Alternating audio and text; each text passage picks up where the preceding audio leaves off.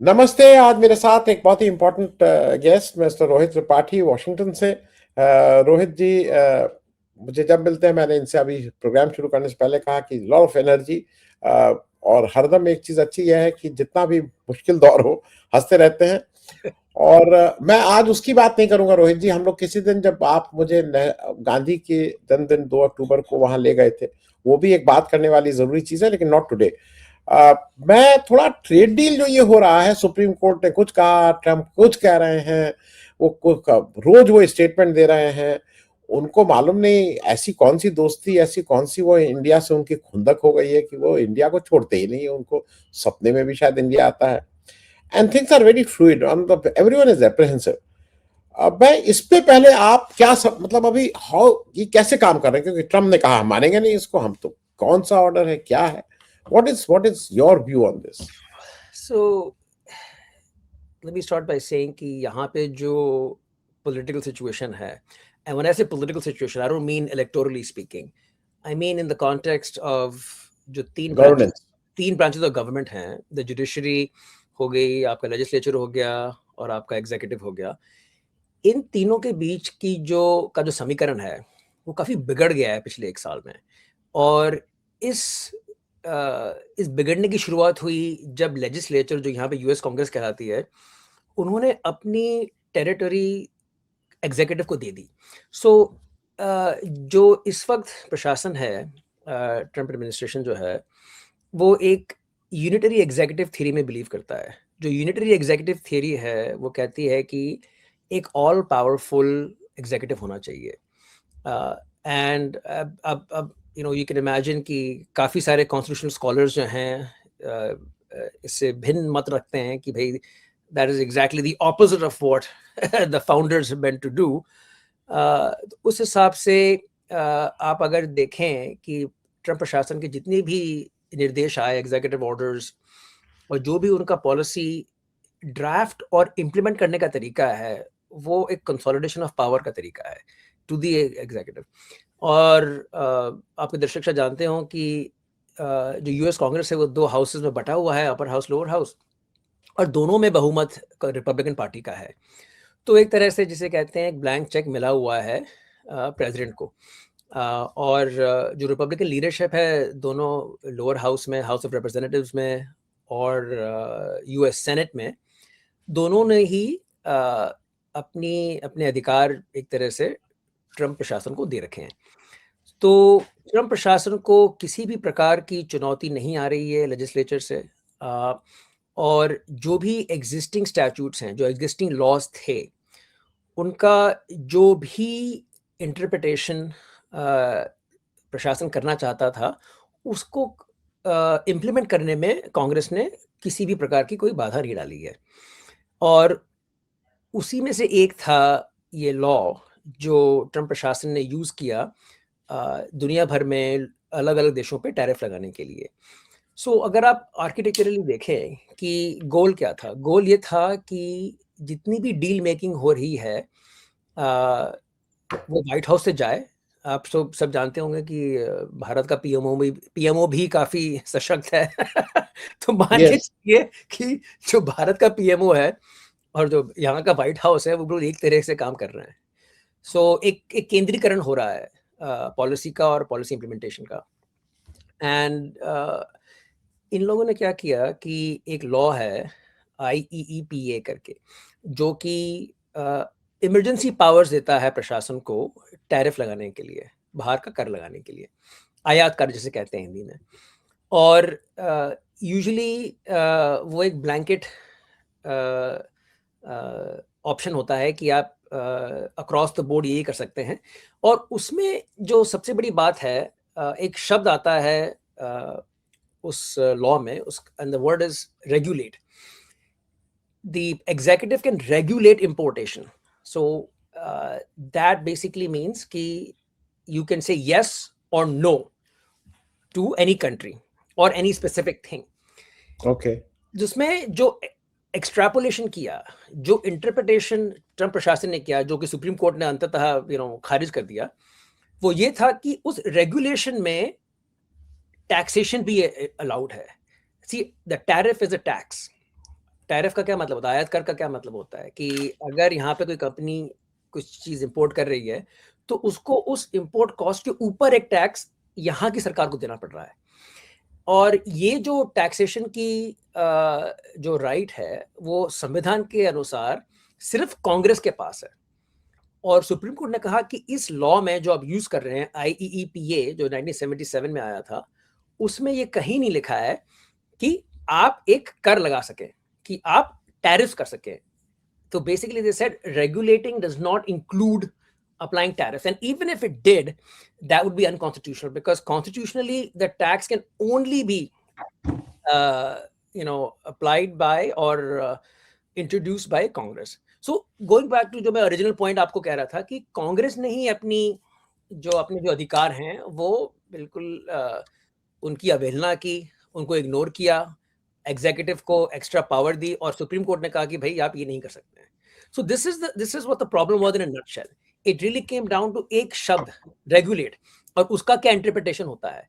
और the second point is the constitutional matter की taxes सिर्फ लेजिस्लेचर ही अप्रूव कर सकता है, ना कि ट्रम्प। तो उससे हुआ ये कि जितनी फ्लेक्सिबिलिटी व्हाइट हाउस के पास थी कि हर कंट्री के पास जाके उनसे डील करना और उनको उन पे मन मर्जी टैरिफ लगाना etcetera, that is not gone.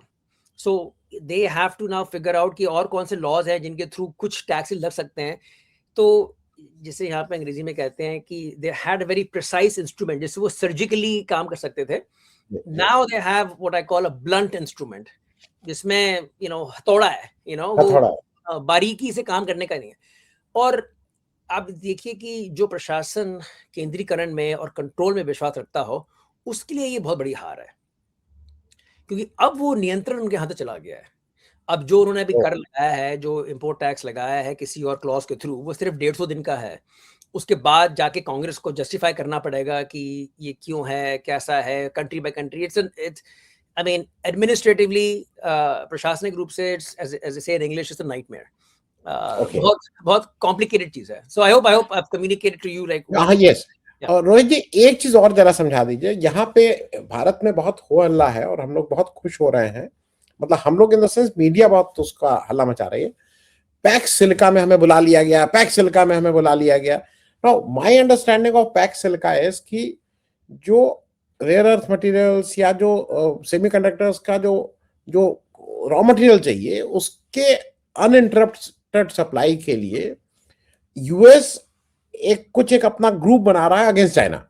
I look at it very, बहुत भोंडे ढंग से मैं आपसे बता रहा हूं। और उसमें वो बिना बात के चाइना, उसने शुरू में इंडिया को रखा भी नहीं था, दिसंबर में ये सब हुआ।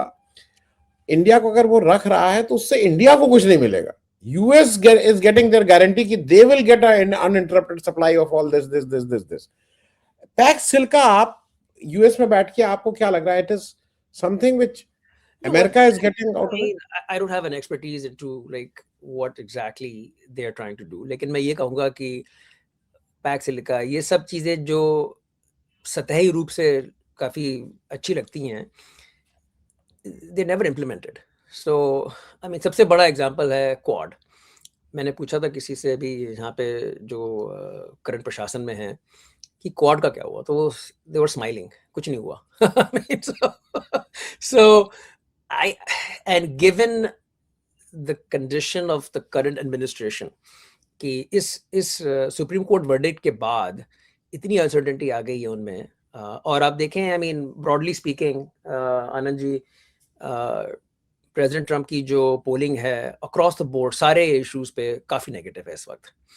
सो अब लोग कहेंगे कि भाई उससे फॉरेन पॉलिसी पे क्या फर्क पड़ता है? उससे बहुत फर्क पड़ता है कि एक तरह से हर प्रधानमंत्री, राष्ट्रपति के पास एक सीमित अमाउंट की पॉलिटिकल कैपिटल होती है, पॉलिटिकल पूंजी जिसे कहते हैं। अब वो या उसको डोमेस्टिकली यूज कर ले या इंटरनेशनली यूज कर ले, राइट? जब डोमेस्टिक कंजम्पशन इतना भारी हो जाए तो सिर्फ कॉस्मेटिक बातें होती हैं फॉरेन पॉलिसी में। ऊपर से ये ईरान की जो सिचुएशन है जहाँ पे इन्होंने इतने सारे अपने शिप्स वगैरह भेज दिए हैं, सो नोबडी रियली नोज कि आगे क्या होने वाला है। And I think Pax Silica जैसी चीजें जो हैं, to me, they could lead to something later on, but in the near term, I don't know if there is any real political capital to push anything forward in a meaningful way. इसे कहते हैं, I would say, feel good policy. Now okay जो policy experts हैं, जो semiconductors वगैरह को track करते हैं और देख रहे हैं कि इंडिया में क्या हो सकता है, and maybe there are some nuances there which will like I haven't read the details of it, so I don't know if there is an inherent breakthrough जो कि हम लोग expect कर सकते हैं. But given the overall geopolitical situation, domestic political situation जो यहाँ पे है, I don't think Indian policymakers should hold their breath. इसे कहते हैं कि भाई कुछ ओके धमाकेदार ओके चीज होने वाली है. ओके मैं दो मेरे छोटे छोटे प्रश्न हैं और फिर उसके बाद खत्म करेंगे. आपको भी कहीं जाना था शायद, आप आज it's a very busy day for you. November में इलेक्शंस होने जा रहे हैं आपके कांग्रेस के भी, मतलब हाउस ऑफ रिप्रेजेंटेटिव भी, सेनेट भी और ये सब. और लोग काफी वो हैं कि भाई अमेरिका में थोड़ा इस समय टर्मोइल है और शायद प्रेसिडेंट ट्रम्प की वजह से Republican may not do that well which is expected. आपका आज की तारीख में क्या है, मतलब उस इलेक्शंस को अगर आज, क्योंकि हम लोग का सबसे, इंडिया में हम लोग का सबसे अच्छा पास टाइम इलेक्शन होता है. वी ऑलवेज, यहाँ पे भी है. यहाँ पे भी है. दो चीजें हो रही हैं साइमल्टेनियसली. एक तो प्रेसिडेंट ट्रम्प और रिपब्लिकन्स की disapproval is growing by the day. लेकिन कल ही काफी सारे पोल्स आए हैं जिसमें दिख नहीं रहा कि Democrats can capture that disapproval.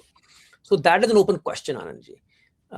देखने वाली चीज ये होगी, अगर आप अमेरिकन पॉलिटिक्स फॉलो करते हैं तो यहाँ पे आप जानते हैं कि जो टिकट वितरण होता है वो प्राइमरीज के थ्रू होता है, राइट? यस. सो प्राइमरीज अभी हुए नहीं है काफी जगह. प्राइमरीज होंगे मई में, जून में. तो उससे पता चलेगा कि डेमोक्रेटिक वोटर्स किस तरह के कैंडिडेट सामने रख रहे हैं. दो तरह के कैंडिडेट हैं, एक तो मॉडरेट हैं या फिर प्रोग्रेसिव हैं. प्रोग्रेसिव जिन्होंने गाजा पे एक प्रगतिशील स्टैंड लिया, या फिर अफोर्डेबिलिटी पे. आई मीन सबसे प्राइम एग्जांपल है जोरान ममदानी न्यूयॉर्क में. So I think the question you are asking is a good question, and I think it really depends कि किस तरह के डेमोक्रेटिक कैंडिडेट्स सामने आते हैं प्राइमरीज के बाद. ओके.